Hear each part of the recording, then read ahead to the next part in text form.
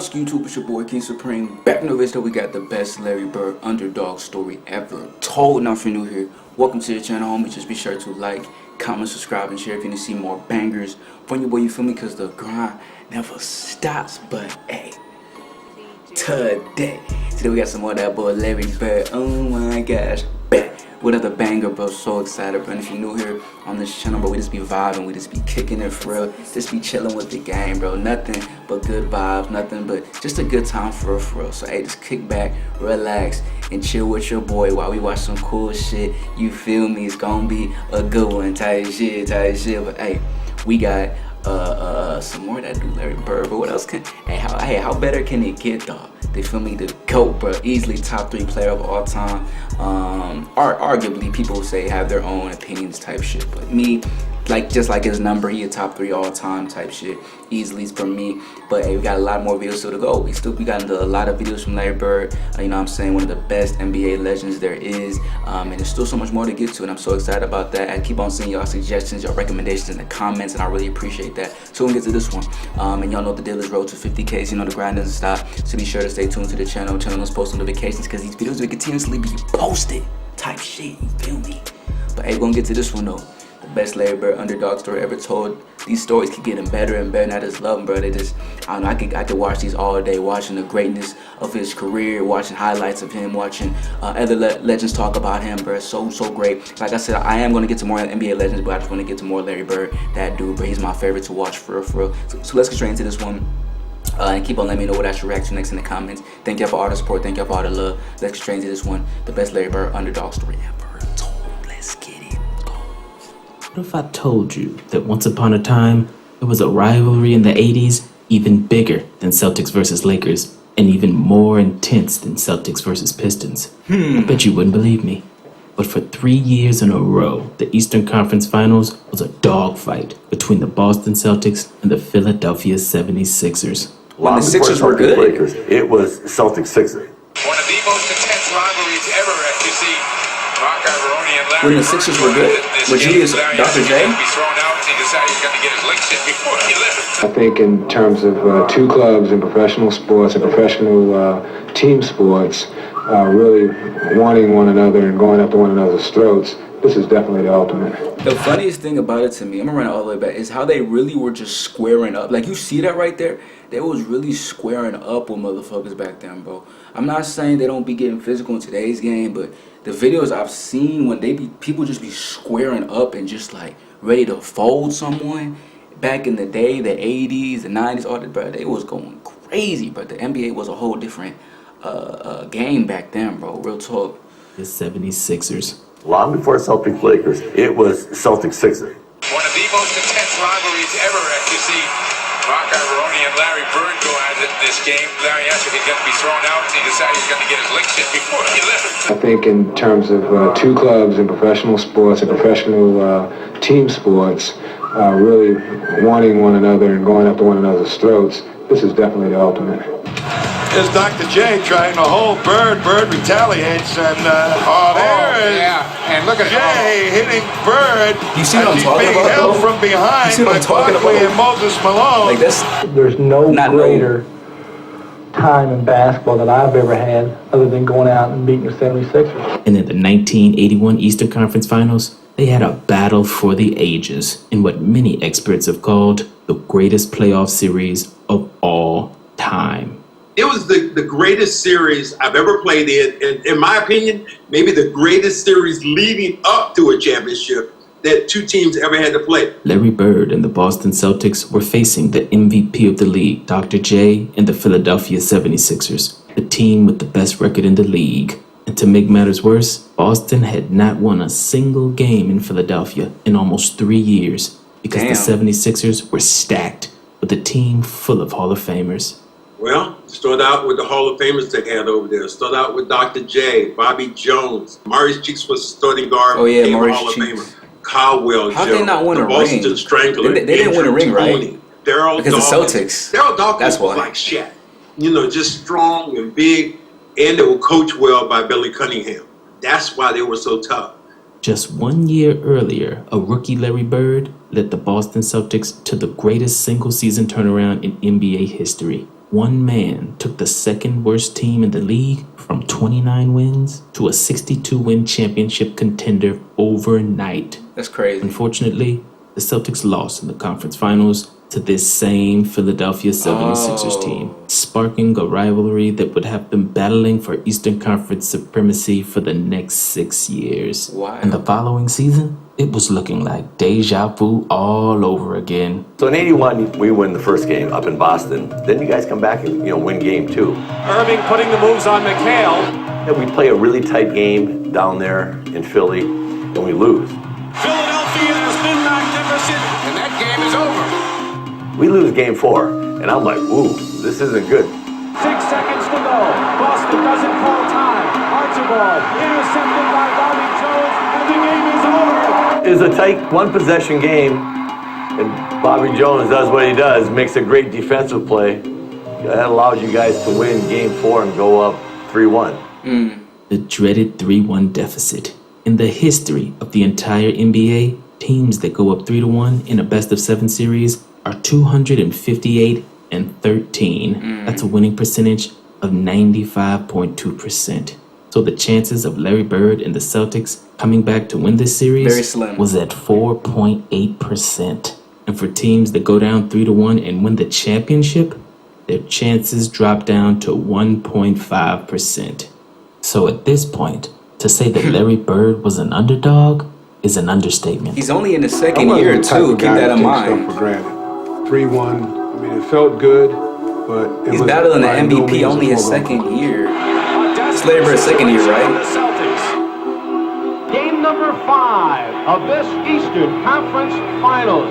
The Celtics must win 3 straight.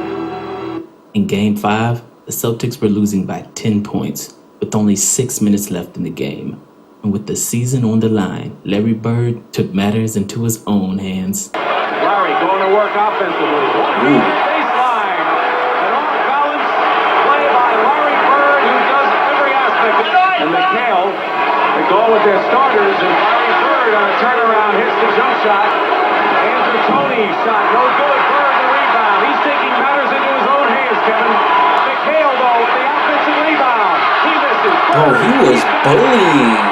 Pointed out Caldwell Jones. Look at this dude. Going to the hoop. Bird, he cannot be denied. Larry Bird brings the Celtics to win with 1 point. This clutch bucket was the last field goal of the game. Some defensive stops and a couple free throws later, the Celtics won Game 5 by only 2 points. Damn. All right, here it is. 1 second. Boston up by 2. Trying to go to Philly for Game 6. Intercepted. It's over. The Boston Celtics, who are down by 6 points with 1:28 to go. But Bird came back in the final crucial moments. That was close. How to do it. Then going in Boston, losing the next game, you had one to play with, but, coming into Philly, it's like, man, you have to feel good coming home. Coming down to your place, I remember This is the one you need right Game here. 6. We're Game going back 6 to at Philly. home. They needed that one. Oh, it doesn't take long to get caught in this rivalry. I think it's one of the best rivalries in sports. If you go out there and you compete and, you got to play so well to win it. It demands a lot out of you. And when the series is over, I think both teams can look back and say, hey, we gave it our best shot. They know that they haven't won in 10 tries here at the Spectrum in Philadelphia, and that's why they want to go back to Boston, winning this afternoon. We got into a dogfight. Back and forth. Back and forth, exactly. Back and forth. The Celtics trying to break a jinx here at the Spectrum in Philadelphia. They need to do it to force Game 6. I didn't realize it was By the such a second crazy half of rivalry. Game 6, the Celtics were losing by as much as 17 points. Oh. But more Larry Bird heroics turned this game into one of the greatest playoff games in NBA history. Because Boston stormed back and were willing to fight anyone that stepped in their way, even if you were just a fan in the crowd. Harris What? with a turnaround in the lane. No good. Maxwell. Did he? Hawkins going at it, and now Maxwell goes. Oh! Goes after a fan. Maxwell goes after a fan. And there's Bedlam in the stands here, and Bill Fish is over there. Yo. Someone said something to Maxwell, and he went Malice of the Palace vibes. I got knocked into the crowd, and when I got knocked into the crowd, some guy was At the saying Palace. something to me like, "Get back in the damn game." So I jumped over the photographer, and then it registered in my mind what he had said. As soon as he said that, I re-jumped back over and went into the stands with a flying forearm. That's crazy. At that time, it galvanized all our players together. It could have been all these people against us, and we were going to go down together. And at that particular point, the great Dave Zinkoff, who was the public address announcer for Philadelphia, comes on. We were down by 17 and says to the crowd, "Tickets go on sale for the championship game right after this." Oh my God! Everybody looked at each other and went, "Are you kidding me? This guy already said it." And then it was on like popcorn. Type shit. We were down 17 almost before half. By the time we had our foot square in their behind after they were doing the celebration, we were down by only 5 points. That's wild. That game was crazy. And one. Like a Mikhail, Bird, Maxwell, ML Carr, and Archibald. Looping shot by Larry Bird. 23 points for Larry Bird, and the Celtics lead 84-83. As Larry Bird leads the comeback with 25 points, 16 rebounds, and 4 assists, he once again hits the last clutch bucket of the game. What a stat. Bird out to Tiny with 8 seconds on the shot. This game was crazy. On a defensive switch. Collins on Bird. Larry Bird shot. Look at that shot. This shot put the Celtics up by 3 points. One defensive stop and a pair of free throws later helps Boston finally win a game in Philadelphia, something they hadn't done in nearly 3 years. Dawkins and Caldwell Jones, and that'll do it. The game is over. Boston has won. Only 3 teams have come back from a 3-1 deficit. Came back from 3-1. Down by 15 in Game 6. They was down by 6 in Game 5 with like a minute left. And after that game, Kevin McHale called what happened next his most favorite moment of his entire career.